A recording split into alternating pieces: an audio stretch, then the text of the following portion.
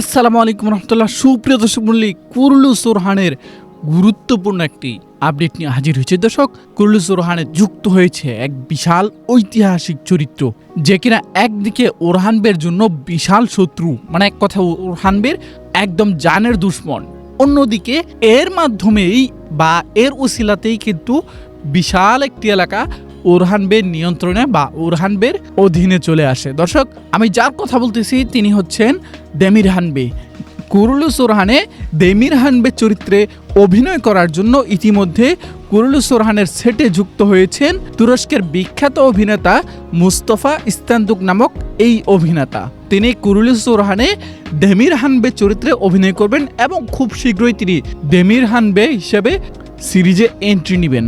দর্শক, তার ব্যাপারে যদি আরও একটু খোলামেলা কথা বলি তাহলে বলবো তিনি হচ্ছেন কারেসি বের পুত্র, অর্থাৎ আজলান কারেসি, যে কিনা কুরুলুস ওরহানের দুরসুন বের পিতা। সেই দুরসুন বের পিতা আজলান কারেসির পুত্র দেমিরহান বের চরিত্রে অভিনয় করবেন তিনি। মানে আরেকটু সোজাসাপটা বললে দুরসুন বের বড় ভাই দেমিরহান বের চরিত্রে অভিনয় করবেন এই অভিনেতা।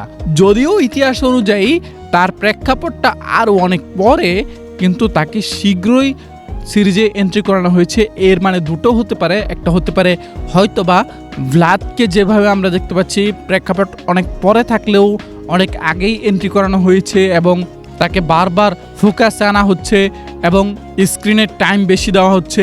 ওই রকমটা হতে পারে যে দেমিরহান বেকেও অনেক লম্বাভাবে ফোকাস করা হবে, স্ক্রিনের টাইম বেশি দেওয়া হবে, সেজন্য হয়তোবা আগে নিয়ে আসা হতে পারে। এছাড়াও আরও একটি কারণ হতে পারে আগে নিয়ে আসার, সেটা হচ্ছে হয়তোবা একটি টাইম জাম্প হতে পারে। কনস্টান্টিনোপল বিজয়ের পর একটি টাইম জাম্প হতে পারে। তবে যদি সেই টাইম জাম্পটা হয় তবে কিন্তু আমরা ইজনিক বিজয় মিস করতে পারি, সেই সাথে ঐতিহাসিক প্যালেকানুনের যুদ্ধকেও স্কিপ করে যাওয়া হতে পারে। কিন্তু আমার মনে হয় না বুজদাক স্যার এত বড় বড় ঘটনাগুলোকে স্কিপ করে যাওয়ার মতো দুঃসাহস দেখাবে। যাই হোক, দেমিরহান বের ব্যাপারে আরেকটু কথা বলি। দেমিরহান বে সরাসরি ওরহান বের বিরুদ্ধে থাকবেন। সে চাইবে ওসমানীয়দের সাথে সবসময় দ্বন্দ্বে জড়িয়ে থাকতে। তবে দুরসুন বে সম্পূর্ণ এর বিপরীত থাকবেন। দুরসুন বে থাকবেন ওরহান বের পক্ষে।